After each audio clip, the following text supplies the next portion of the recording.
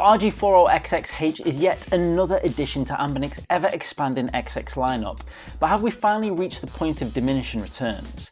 Is the RG40XX H a welcome addition to the XX lineup, or is this the console that finally tips the scales to the side of relevance? I've been using the RG40XX H exclusively as my #1 console for the past week to answer these questions, and this is what happened.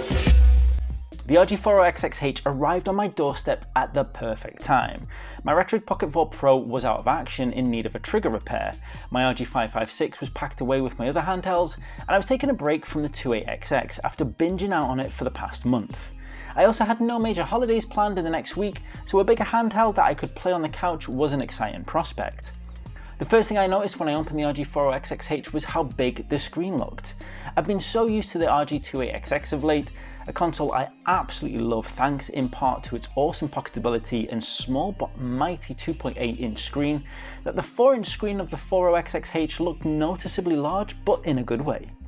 Not only that, but the RG40XX H is also the largest screen of any of the XX lineup. This is what the XX lineup is all about, using the same great internals of a H700 quad-core ARM Cortex-A53, dual-core G31 MP2, and LPDDR4 1GB of RAM that can play up to PS1, N64, Dreamcast, and PSP emulation, with small but specific differences between each console. For example, going from vertical to horizontal format, adding analog sticks, being more pocketable, or having a bigger screen. With the RG40XX H's most noticeable feature being the screen, it's something you kind of want to look after. With every single Anbernic device I've gotten to date, there has always been a screen protector that comes in the box, but ironically not with the RG40XX H. I'm not sure if this is a console specific thing or if it is just the box that I got, but it definitely seems a shame considering the screen being so large is at risk of scratches. Besides that, the RG40XX H has a great look and feel. The curved edges similar to the RG Cube is a look I really like, and it feels good in the hand. The RG40XX H also brings back analog sticks from the RG35XXH H to go alongside the large screen. However, again, similar to the RG Cube, they come with ambient lighting around the sticks. A feature that makes me think more AYN than Anbernic, but I like it regardless. You see, this seems to be something Anbernic do well, blatantly borrowing ideas from other manufacturers. Something I don't mind if it works well, and the ambient stick lighting is a welcome new feature to Anbernic consoles. Overall, the RG40XX H gives me the same initial feelings I had for the 28XX. It feels like a console that is very similar to the RG35XXH H, which adds in some areas but loses in others. The 28XX added in portability but lost in thumbsticks and screen size. The 40XX H adds in screen size but loses in portability. However, whereas the 28XX completely won me over and is one of my favourite handhelds of 2024, I'm not sure if the 40XX H can do the same. To kick off the gaming, I felt like playing a bit of GTA Vice City Stories. I haven't played any GTA for a few months now, so felt the urge to jump back in. However, the RG40XX H noticeably struggled to keep up a good frame rate, killing my enjoyment of the game. Carrying on with the PSP games, and I jumped over to Ridge Racer, a game I always loved putting a few drift laps in, and a game that always performs well on XX consoles. The big screen of the 40XX H was lovely to use, but I can't honestly say it was that noticeably different in immersion to the 28XX. The next day we ended up with an impromptu visit to London. Long story short, my mother-in-law couldn't make a trip with my wife, so we decided to turn it into a family weekend with kids and cousins. Bringing the RG40XX H was a no-brainer, and was made extra easy thanks to the carry case Go Game Geek provided with it. But if I'm being totally honest, I didn't feel that comfortable to just have it in my pocket for the drive down, so it stayed in my travel bag for the journey. Over the weekend I delved into some Gran Turismo on the PS1 and Wave Race on the N64.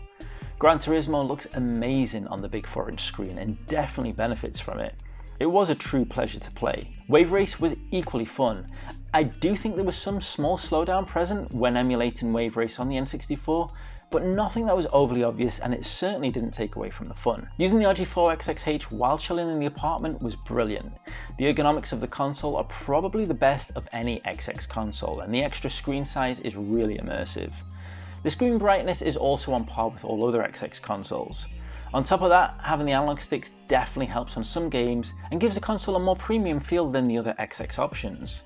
However, I opted not to take the 40XX out with me when we were venturing around London. It was too big to comfortably carry around in my pocket without a noticeable bulge, so it wasn't really ideal for just quickly jumping into 5 minutes of gameplay on the subway or the bus.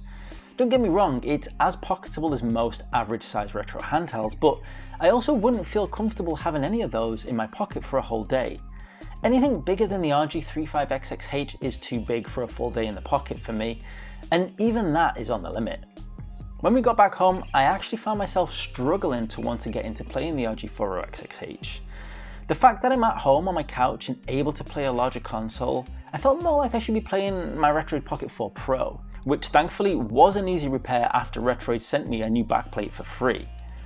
The struggle I'm having with the RG40XX H is that the size of it makes me feel like it should really be capable of playing more demanding games. It's a bit too big to be fully pocketable and a bit too underpowered to give me GameCube emulation. I feel like it sits in the middle of my 28XX H and Retroid Pocket 4 Pro, but not in a good way. Now, don't get me wrong, at its price point it's very well balanced and provides a lot for the money. The issue for me is that I have access to so many consoles now, it's hard for me to not constantly be comparing. I guess to put it into context, if I'd bought the RG40XX H as my only retro handheld for $70, I'd be very happy indeed.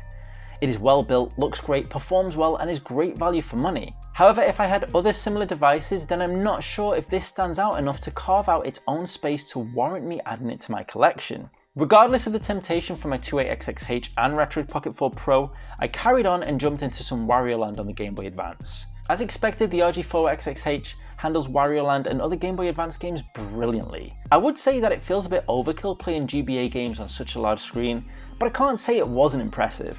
A little less authentic feeling, but still impressive. Another impressive feature of the RG40XX H is the battery supported by the sleep mode. Over the week of use, the sleep mode did a great job of not draining the battery much at all.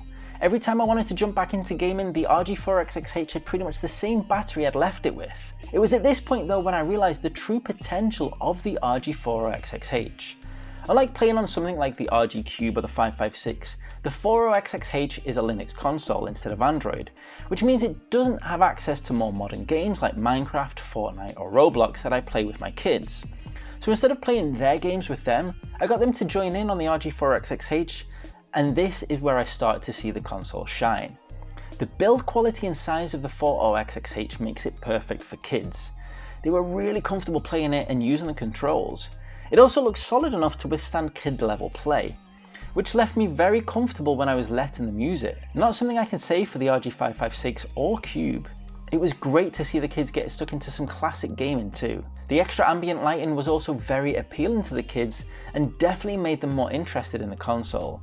I would go so far as to say I think this is my favourite console to hand to the kids whenever they want some old school gaming. The RG40XX H is a technically great console that comes in at a great price. If you have any other retro emulation handhelds in your collection, it could struggle to find a place to fit within them and risks not shining out in any particular area. I'd potentially consider the RG35XX H over the 40XX H if pocketability is important to you. However, if you are looking for an excellent, well-priced handheld for your kids to get into retro gaming, then this could be the perfect option.